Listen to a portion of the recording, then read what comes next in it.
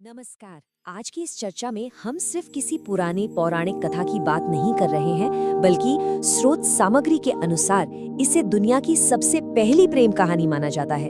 एक ऐसी कहानी जिसमें बिना शर्त वाला प्यार है, बहुत बड़ा त्याग है और सबसे बड़ी बात, अहंकार और अगाध भक्ति के बीच का सबसे भयंकर टकराव है। तो चलिए बिना देरी किए शिव और सती के इस शाश्वत प्रेम और उनकी भक्ति की अग्नि को गहराई से समझते हैं।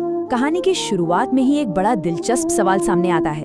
क्या होता है जब असीम भक्ति और न झुकने वाले अहंकार का आमना सामना होता है? तो इस महाकाव्य की शुरुआत होती है ब्रह्मा जी के मानस पुत्र दक्ष प्रजापति से। दक्ष बहुत बुद्धिमान थे, लेकिन उन्हें अपनी सत्ता और अपने रचयिता के कुल से होने का भारी घमंड था। और दूसरी तरफ थी उनकी अपनी बेटी सती, जो कोई साधारण कन्या नहीं, बल्कि साक्षात परम देवी आदि शक्ति का मानवीय अवतार थी। और यहीं से शुरू होता है असली संघर्ष। दक्ष अपनी बेटी के लिए एक ऐसा दामाद चाहते थे जो एकदम अमीर हो, राजसी हो और जिसका समाज में बहुत बड़ा रुतबा हो। उनका नजरिया पूरी तरह से भौतिक था। लेकिन सती, उन्होंने इन सारी राजसी सुख सुविधाओं को पूरी तरह ठुकरा दिया। उनका दिल तो भगवान शिव पर आ गया था, एक ऐसे वैरागी योगी जो शरीर पर भस्म लगाते हैं, जानवरों की खाल पहनते हैं और शमशान में रहते हैं। सोचिए, एक पिता की भौतिक आकांक्षाओं और एक बेटी की आध्यात्मिक भक्ति के बीच का ये कितना बड़ा और तीखा अंतर था। अब शिव जैसे परम वैरागी का दिल जीतना कोई हंसी खेल तो था नहीं। इसके लिए सती ने एक भयंकर तपस्या का रास्ता चुना। उन्होंने राजमहल के ऐशो आराम को छोड़ा और सीधे पहाड़ों की गुफाओं में चली गईं। वहां खुले आसमान के नीचे उन्होंने भयंकर आंधी और तूफान सहे। बात यहाँ तक पहुँच गई कि उन्होंने खाना, पीना, सोना सब छोड़ दिया और बस शिव के ध्यान में डूब गईं। स्रोतों में बताया गया है कि उनकी इस तपस्या की ऊर्जा इतनी प्रचंड थी कि उसकी गर्मी से तीनों लोक कांपने लगे थे। सती के इस अटूट समर्पण को देखकर परम वैरागी शिव भी पिघल गए। वो उनके सामने प्रकट हुए और एक बहुत ही खूबसूरत बात कही। उन्होंने कहा, तुम्हारा प्रेम मुझे बांधता है। आज मैं तुम्हें अपनी अर्धांगिनी के रूप में स्वीकार करता हूँ। ये सिर्फ एक साधारण प्रस्ताव नहीं था, बल्कि ये वैराग्य का प्रेम के आगे पूरी तरह से झुक जाना था। और इसके बाद जो हुआ वो पूरे ब्रह्मांड के लिए एक बिल्कुल ही अनोखा और अद्भुत नजारा था। एक दिव्य लेकिन बेहद अजीबोगरीब शादी। शिवजी अपनी सवारी नंदी पर बैठकर आए और उनकी बारात में कोई सजे धजे मेहमान नहीं, बल्कि भूत, प्रेत, सांप और अघोरी योगी शामिल थे। ब्रह्मा जी ने मंत्र पढ़े और भगवान विष्णु ने कन्यादान किया। लेकिन इस भव्य समारोह में एक इंसान जानबूझकर गायब था, सती के पिता दक्ष। उनके लिए ये शादी कोई खुशी का मौका नहीं, बल्कि उनके विशाल अहंकार पर एक बहुत बड़ी चोट थी। शादी के बाद शिव और सती माउंट कैलाश पर मंदाकिनी नदी के किनारे बड़ी शांति से अपना जीवन बिताने लगे। लेकिन वहां दक्ष के अंदर अपमान की आग सुलग रही थी। खुद को सबसे श्रेष्ठ साबित करने के लिए दक्ष ने एक बहुत बड़े यज्ञ का आयोजन किया। उन्होंने पूरे ब्रह्मांड के देवताओं, ऋषियों और राजाओं को बुलाया, लेकिन जानबूझकर एक लोगों को छोड़ दिया। शिव और सती को कोई बुलावा नहीं भेजा गया। ये सीधे सीधे एक खुली चुनौती थी। जब सती को इस महायज्ञ का पता चला तो उनका मन एक बेटी के मोह से भर गया। उन्हें लगा कि शायद पिताजी से कोई भूल हो गई है और उनका वहां जाना सब कुछ ठीक कर देगा। लेकिन शिव तो सच्चाई जानते थे। उन्होंने सती को रोकते हुए एक बहुत ही गहरी बात कही, जहां सम्मान न हो वहां स्वाभिमान को ले जाना बिल्कुल व्यर्थ है। शिव को अच्छे से पता था कि इस भव्य आयोजन की नींव सिर्फ और सिर्फ घमंड पर रखी गई है। फिर भी एक बेटी की उम्मीद सती को अकेले ही उस यज्ञ स्थल तक ले गई। लेकिन वहां पहुंचते ही उनका सामना एक बहुत ही कड़वी और दिल तोड़ने वाली सच्चाई से हुआ। जैसे ही उन्होंने यज्ञ स्थल में कदम रखा, वहां एक भयानक सन्नाटा छा गया। सारे देवता बस चुपचाप बैठे रहे। ना तो किसी ने उनका स्वागत किया, ना बैठने को कहा। यहाँ तक कि उनके अपने पिता ने उनकी तरफ देखा तक नहीं। और जब पिता पुत्री का आमना सामना हुआ तो दक्ष के शब्दों में भयानक जहर था।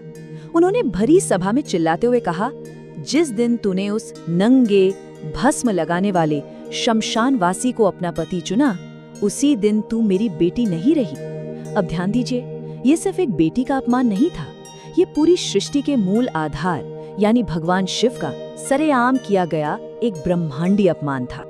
अपने पिता के इन जहरीले शब्दों को सुनकर सती का दिल पूरी तरह टूट गया, लेकिन उन्होंने डरे बिना भरी सभा में शिव का बचाव किया।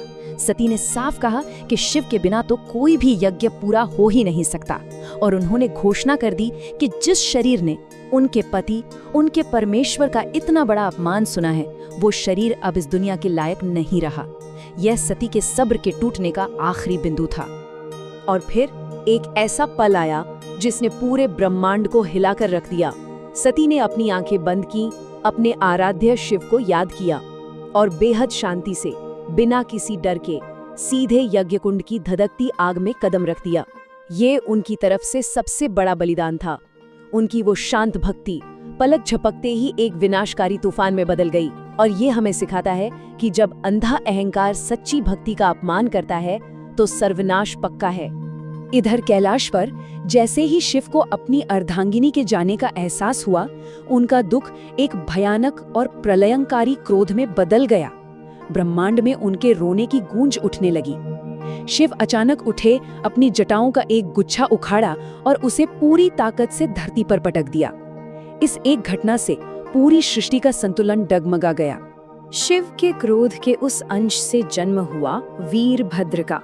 वीरभद्र शिव के गुस्से का साक्षात रूप था, एक अजेय, खूंखार और आग की तरह धधकता हुआ महायोद्धा।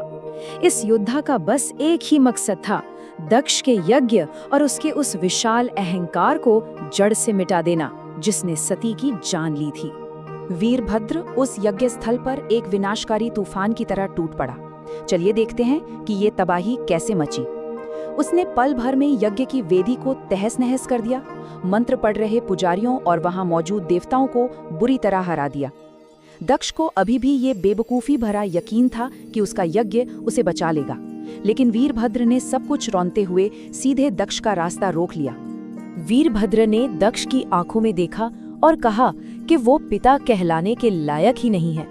और फिर तलवार के बस एक ही झटके से वीरभद्र ने दक्ष का सिर धड़ से अलग कर दिया।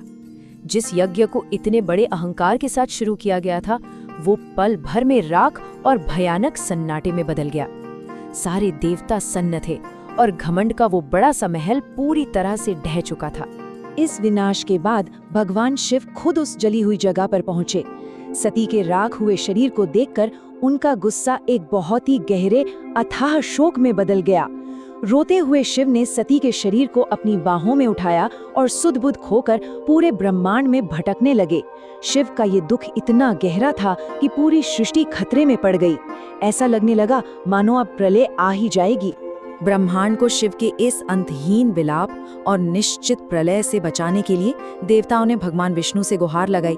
तब विष्णु जी ने अपना सुदर्शन चक्र चलाया और सती के शरीर को कई हिस्सों में बांट दिया।